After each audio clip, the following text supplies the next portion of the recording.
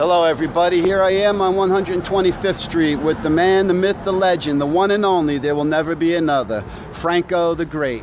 And we're going to show you one of the most historical gates here on 125th Street. It's not the oldest, it's not the first, but it's one of the oldest that are still here in existence, and it's been here since 1981. But that's not the significant thing. It's the history and the vision. And what you're about to see is a real mind blower, so I hope you enjoy this. And here he is, the one and only Franco the Great. Good morning, folks. Good morning. Now, Franco, step back just a sec so I can show the video while you're doing. Go by piece on what it is that this gate represents. First of all, it says liberty, progress, and justice for my people. So go ahead, what is this part right here? Now, this particular gate, I was never involved with politics and religion, but I had the opportunity and the goodwill was to do something that I thought was necessary. And I was just trying to envision the past and the present. As you can see in my left-hand corner, lower corner, there is a black figure, the black man, which he was stripped from everything, just come out of slavery, and the chains are broken, but he's still left with nothing. And as we progress, there's a statue of a lady. She looks like a Statue of Liberty, but it's not quite. It means that we are climbing the ladder, and we're just on one knee with the torch of hope. Nice. Still. And as we go along, we see this big giant figure of a man, which is like a builder. I was trying to create a sensation that we must build castles and build monuments at the same time. And building a future. Exactly. And the two youngsters are watching the mentor. This is for them to see that we are builders as well. And as we look forward, we see a figure of a man and a woman. No longer that we walk with our heads down, but we walk with our heads up and black and proud. And as we look up, we see Martin Luther King thinking, would my dream come true? That's the question. Wow. In his mind. Because all through Black history, there's a book at the bottom saying Black history, and there's a figure with a statue of a woman.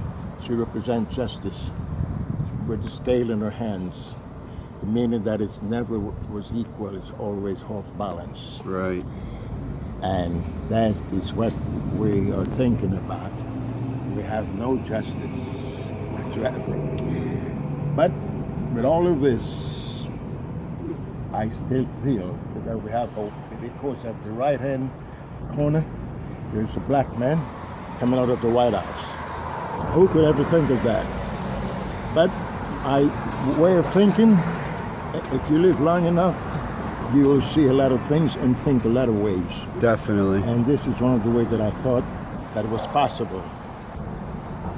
And this was 1981. 81. Not 91, not 2001. 1981 was about 35 years ago. That's when I began to do the gates that time.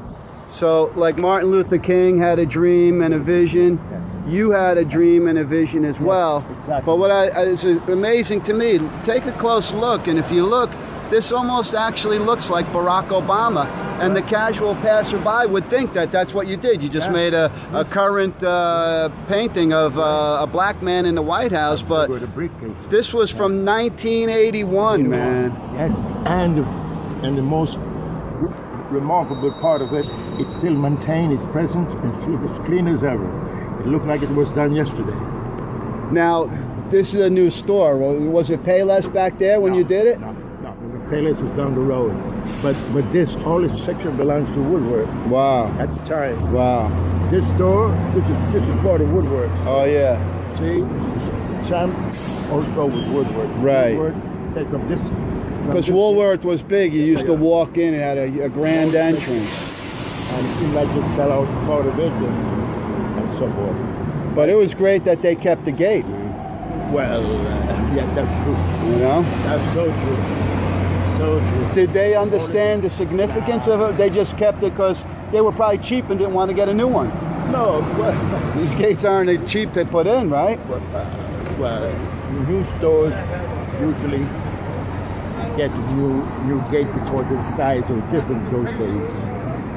Different size, you understand? Right. The size was different. You don't go to work. Some of the stores How will they know? were smaller, and when they buy the place, then they had to amplify stores. So maybe it's 2 stores, Right. so they join it as one. Wow. See? But all of this was mainly before. Wow. So that changed the owners. Besides when people replaced the gates, did a new business ever come in and then paint over the gate? They always They kept did it? completely. Yeah, right. Completely because the whole structure is different. Right. Let me see if we can see any over here. Yeah, over there, Jimmy Jives was Right. there before. Right. But Jimmy Jives, there was 3 stores there, and they joined it into one. Wow. Like, for instance, this is the one that I mentioned about Martin Luther King, Right. where he first got stopped, Right. almost lost his life in 1958. Right. This building, because it was a department store before. Wow. And this is where I painted the gate. It's the smallest gate, but the most significant one. And this is the one that they just tossed. So it was a roll down gate like these, but it wasn't a door, right? Same size. Ah, wow. Same size. Wow, man. And that was the entrance of the store. Wow. And that's where the store went. And Mr. T. The T, man. Mr. T, the man. So this is where Franco sets up on Sundays. And every time a tour bus comes to 125th Street, they come for 2 reasons.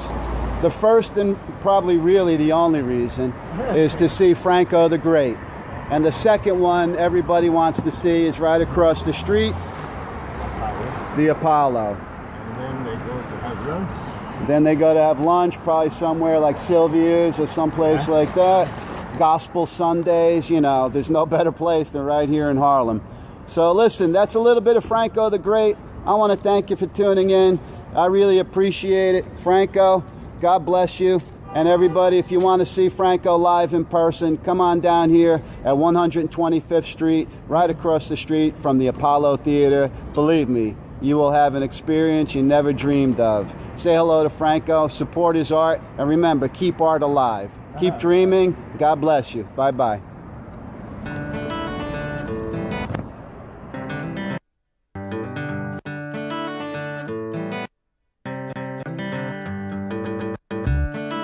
Tell me to stop, tell the rain not to dry.